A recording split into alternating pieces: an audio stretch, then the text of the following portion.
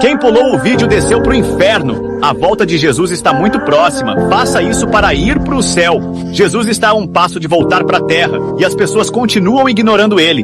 Continuam fingindo que a volta dele está muito longe de acontecer e que nunca vai ocorrer, mas nunca esteve tão próxima. Se você tem fé em Jesus Cristo, o nosso Salvador, e na sua ida para os céus, comente: Jesus, eu te aceito.